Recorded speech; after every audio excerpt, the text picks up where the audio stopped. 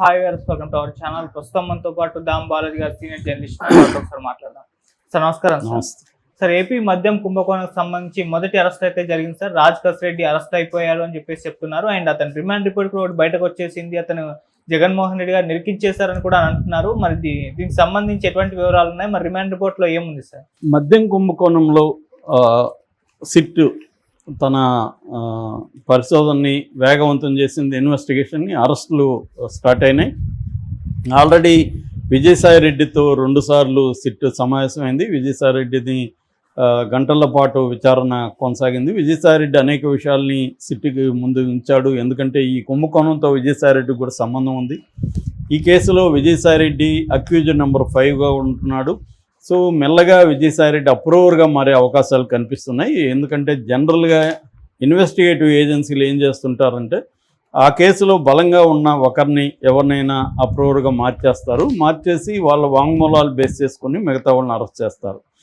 ఎందుకంటే మిగతా రకాలైన ఎవిడెన్సులు రకరకాలుగా ఉంటాయి. మెటీరియల్ ఎవిడెన్స్ కావచ్చు, డాక్యుమెంటల్ ఎవిడెన్స్ కావచ్చు, లేకపోతే హ్యూమన్ ఎవిడెన్స్ కావచ్చు, ఇలా రకరకాలుగా ఉంటాయి. ప్రధానంగా ముఖ్యంగా రాజకీయ ప్రేరేపిత కక్ష పెట్టే కేసులంతా కూడా జనరల్ మోడస్ ఆపరెండి ఏం జరుగుతుందంటే ఆ కేసులో ఉన్న ఒకరినో ఇద్దరినో అప్రూవల్గా మార్చేయడం, వాళ్ళని 164 స్టేట్మెంట్లు జడ్జి దగ్గర ఇప్పించడం, దాన్ని బేస్ చేసుకొని మిగతా వాళ్ళని అరెస్ట్ చేయడం అనేది జనరల్గా ఇది మన దేశంలో జరిగేది. ఢిల్లీ లిక్కర్ కుంభకోణంలో కూడా సేమ్ ఇలాంటి ప్యాటర్నే జరిగింది. దాంట్లో ఉన్న అరవిందో శరత్ చంద్రారెడ్డి కావచ్చు, ఇంకొంతమంది బుచ్చిబాబు కావచ్చు, ఇలాంటి వాళ్ళని అప్రూవల్గా మార్చుకున్నారు. వాళ్ళ స్టేట్మెంట్లు బేస్ చేసుకొని కవితను అరెస్ట్ చేశారు, కేజ్రీవాల్ని అరెస్ట్ చేశారు, ఆపులో ఉండే మిగతా వాళ్ళని అరెస్ట్ చేశారు అనమాట. అంటే ఎవరి మీద మనం కక్ష చేయాలో దీనికి సంబంధించి ముందుగానే ప్లాన్ చేసుకొని వేరే వాళ్ళని కూడా దాంట్లో ఇరికించడం, వాళ్ళ అప్రూవల్గా మారిపోయారని చెప్పడం, ఈ ప్యాటర్న్ ఒకటి కనిపిస్తుంది. ఇప్పుడు ఈ మద్యం కుంభకోణంలో కూడా తెలుగుదేశం కూటమి ప్రభుత్వం ఇదే ప్యాటర్న్ని అనుసరిస్తున్నట్టుగా మనకు కనబడుతుంది.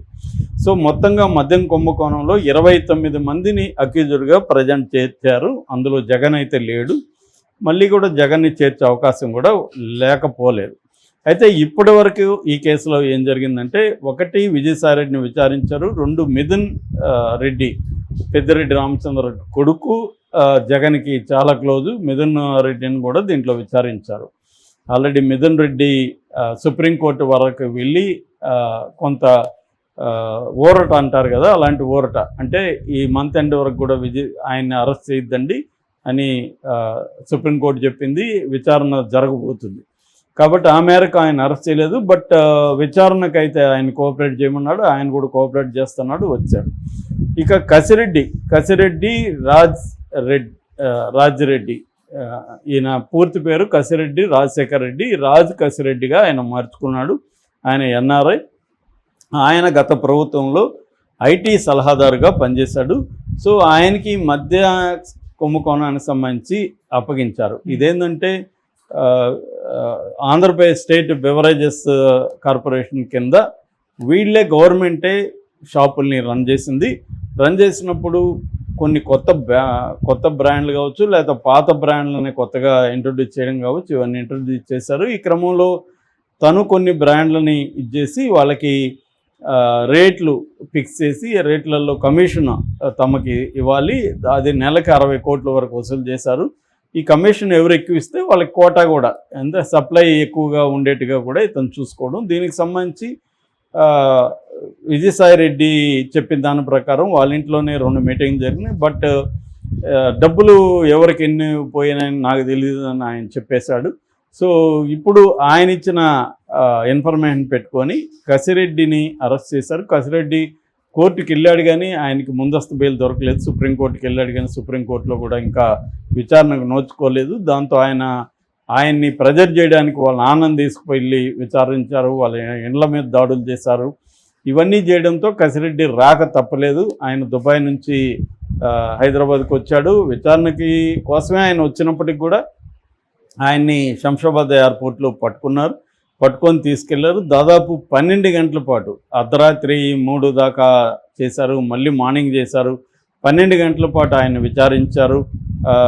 విజయసాయి రెడ్డి చెప్పిన ఇన్ఫర్మేషన్ పెట్టుకొని విచారించారు. విచారించిన తర్వాత ఆయన్ను ఏసీబీ కోర్టులో ప్రవేశపెట్టారు. ఏసీబీ కోర్టు జడ్జి గారు భాస్కర్ రావు ఇతను సిఐడి కోర్టులో కదా పెట్టాలి, ఎందుకంటే సిఐడికి సంబంధించిన ఇన్వెస్టిగేటివ్ ఏజెన్సీ సిఐడి కదా అనేది అడిగినప్పుడు అక్కడున్న దమ్మాలపాటి శ్రీనివాస్ ఏజీగా ఉంటున్నాడైనా అడ్వకేట్ జనరల్, తర్వాత పిపి కళ్యాణ్, వీళ్ళిద్దరు కూడా ఆర్గ్యుమెంట్లు ఏమని చెప్పారంటే ఇది పీసీ యాక్ట్ కింద ఉంది కాబట్టి, పీసీ యాక్ట్ ఉన్నప్పుడు, పీసీ అంటే ప్రివెన్షన్ ఆఫ్ కరప్షన్ యాక్ట్ ఉంది కాబట్టి ఈ కోర్టులో చేయొచ్చు, ఈ కోర్టు రిమాండ్కి పంపించవచ్చు అనేది జడ్జి గారిని కన్విన్స్ చేశారు. అక్కడున్న పొన్నవాళ్ళు సుధాకర్ రెడ్డి మళ్ళీ ఆయనే రంగంలోకి వచ్చాడు. ఈయన తరఫున కూడా పొన్నవాళ్ళు సుధాకర్ రెడ్డి వాదించాడు, కానీ ఆయన వాదనని జడ్జి గారు కన్విన్స్ చేయలేదు. ఎందుకంటే ఇది బిగినింగ్లో ఎఫ్ఐఆర్లో పీసీ యాక్ట్ పెట్టలేదు, ఓన్లీ రిమాండ్ రిపోర్ట్లు తీసుకొచ్చారు అనేది ఆయన మెమోలో పెట్టలేదు అనేది ఆయన చెప్పాడు. దాన్ని కూడా వీళ్ళు కన్విన్స్ చేశారు. దొమ్మాలపాటి శ్రీనివాసులు మేము మెన్షన్ చేశాము అవినీతి జరిగిందని, అంతవరకు చాలు, సెక్షన్ ఇప్పుడైనా పెట్టచ్చు, అదేమీ ప్రాబ్లం కాదని చెప్పారు. జడ్జి గారు కూడా వీళ్ళ వాదనతో కన్విన్స్ అయ్యి కసిరెడ్డికి 13 రోజులు శిక్ష కాదు రిమాండ్ విధించారు. ఇప్పుడు కసిరెడ్డిని కూడా కస్టడీకి తీసుకోవడానికి కూడా కస్టడీ పిటిషన్ను కూడా పోలీసులు వేసే అవకాశం కనిపిస్తుంది సిట్ అధికారులు.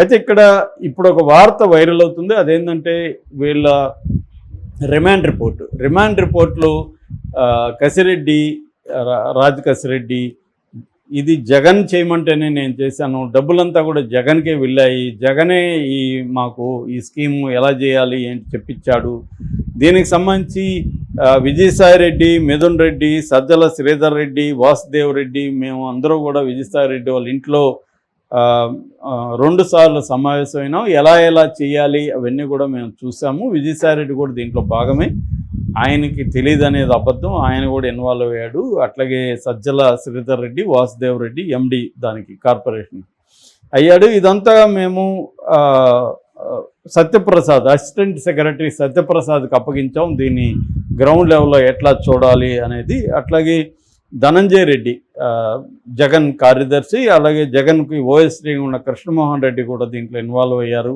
ఇవన్నీ ఆయన చెప్పాడు, కన్ఫెషన్ రిపోర్ట్లో డీటెయిల్గా చెప్పేశాడు. సో జగన్ని ఇరికిచ్చేశాడు అనే వార్తలు అయితే వస్తున్నాయి. అయితే ఇక్కడ మనకి అర్థం కావాల్సింది ఏంటంటే రిమాండ్ రిపోర్ట్ అనేది ఎప్పుడు కూడా ఫైనల్ కాదు, అథెంటిక్ కాదు. రిమాండ్ రిపోర్ట్లో కన్ఫెషన్ రిపోర్ట్ కూడా యాడ్ చేస్తారు.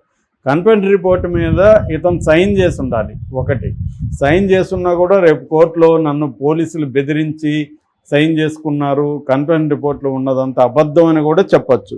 ఇక్కడేమో అసలు కన్ఫెషన్ రిపోర్ట్లో ఈయన సంతకం కూడా లేదు, కసిరెడ్డి సంతకం లేదు.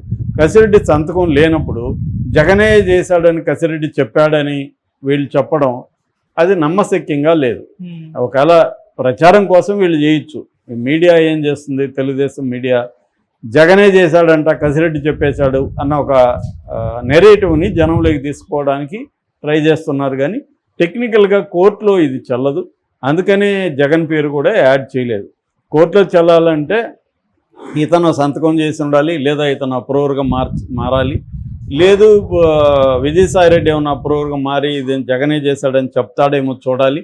ఎందుకంటే అతను కూడా నర్మగర్భంగా దీంట్లో బిగ్ బాస్ కూడా ఉన్నారు అన్న యాంగిల్లో ఆయన మాట్లాడారంటే విజయసాయి రెడ్డి మెల్లమెల్లగా జగన్ని జైలుకి పంపించే కార్యక్రమంలో విజయసాయి రెడ్డి ఇన్వాల్వ్ కాబోతున్నాడు అన్న హింట్ అయితే వస్తుంది. ఎందుకంటే విజయసాయి రెడ్డి బీజేపీలోకి వెళ్ళబోతున్నాడు, విజయసాయి రెడ్డి గవర్నర్ ఇవ్వబోతున్నారు అని వార్తలు వస్తున్న నేపథ్యంలో ఊరికే ఇవ్వరు కదా, క్విడ్ ప్రోకో అంటారు. ఎప్పుడైనా కూడా విజయసాయి రెడ్డి కేసుల నుంచి విముక్తి కలిగించి బీజేపీలోకి తీసుకొని విజయసాయి రెడ్డి గవర్నర్ పోస్ట్ ఇవ్వాలంటే విజయసాయి రెడ్డి వాళ్ళకి ఏదో ఇవ్వాలి కదా.